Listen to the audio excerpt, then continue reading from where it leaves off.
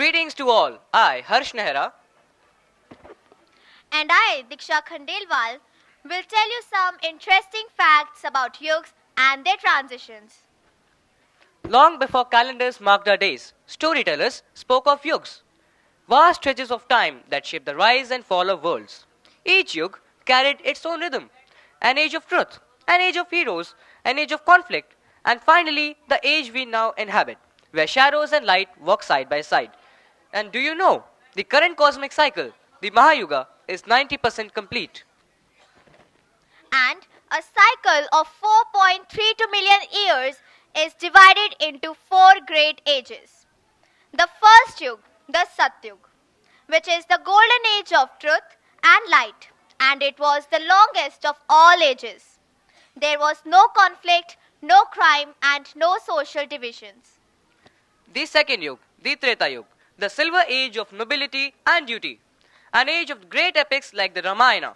Kings and dynasties emerged and yagna was required for divine connections.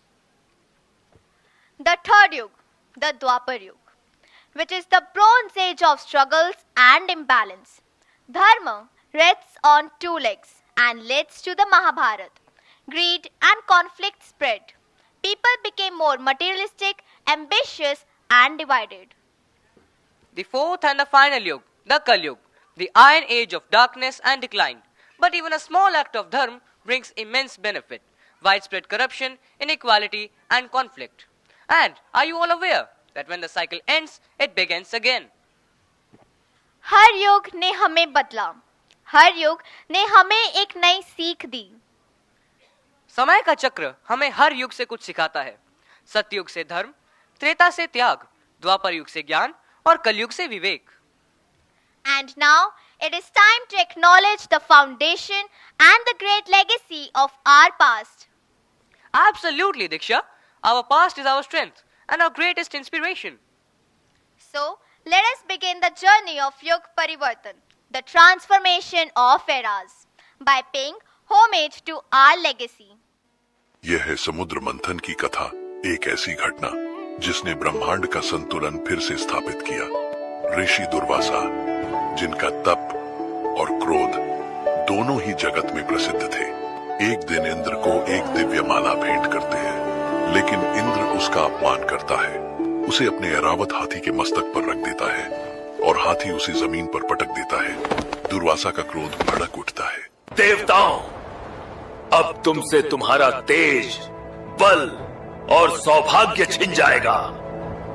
कमजोर और हताश देवता भगवान विष्णु के पास पहुंचते हैं. विष्णु उन्हें सलाह देते हैं कि अमृत को प्राप्त करने के लिए असुरों से मिलकर क्षीर सागर का मंथन करें. इस मंथन से अमृत निकलेगा, जिससे वे अपनी शक्तियां फिर से प्राप्त कर सकेंगे. शत्रु होते हुए भी अमृत की लालसा ने देवों और दानवों को साथ ला दिया. मंथन के लिए मंदराचल पर्वत को मथानी बनाया गया और नागराज वासुकी को रस्सी.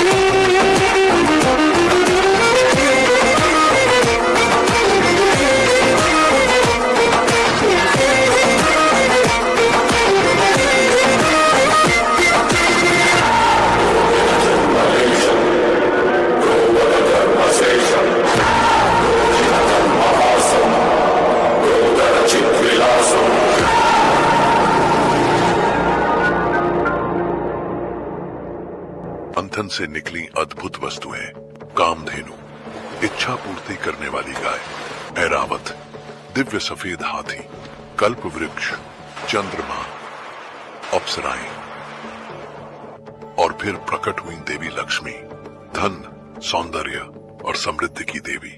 लेकिन इस चमत्कारी प्रक्रिया के बीच अचानक निकलता है हलाहल, एक भयंकर विष, इतना प्रचंड कि सारी सृष्टि नष्ट हो सकती थी। घबराए हुए देवताओं ने भगवान शिव से प्रार्थना की।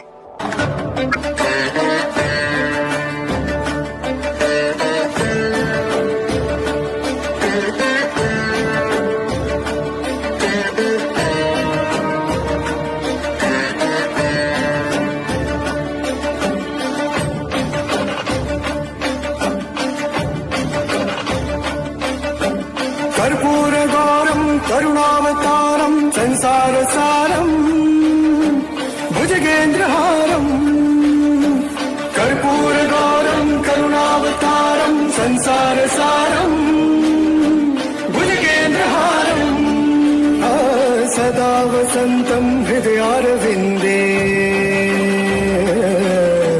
सदा वसन्तं हृदयारविन्दे भवं भवानी सहितं नमामि भवं भवानी सहितं नमामि।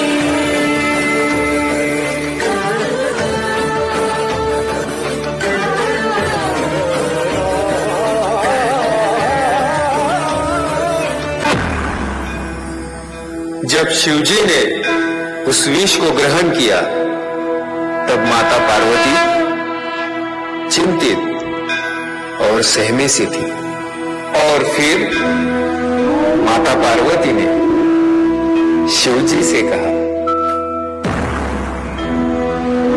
जिस तरह से आपने इस विष को धारण कर इस विष को संसार में फैलने से रोक लिया है, वैसे ही मैं आपके कंठ में भवानी रूप में विराजमान रहूंगी और इसे आपके गले से नीचे नहीं उतरने दूंगी।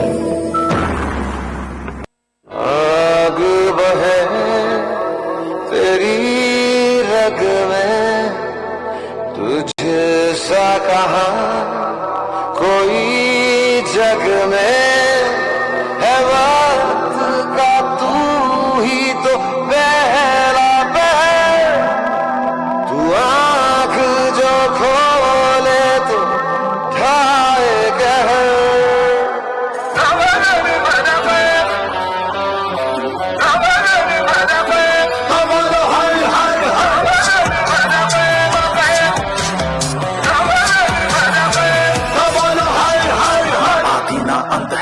वो सबका ना इनका उनका, वही है माला वही है मन का, मस्त मलंग वो अपनी धुन का, अंतर मंत्र अंतर ज्ञानी है सर्वज्ञ स्वाभिमानी, मृत्युंजय है महाविनाशी, ओंकार है इसी की वाणी, भांग धतूरा बेल का पत्ता, तीनों लोग इसी की सत्ता, स्पीकर भी अडिग अमर है, महादेव हर है जत्ता। वही शून्य है वही इकाई, वही शून्य है वही इकाई, वही शून्य है वही इकाई, जिसके भीतर बसा शिवाय।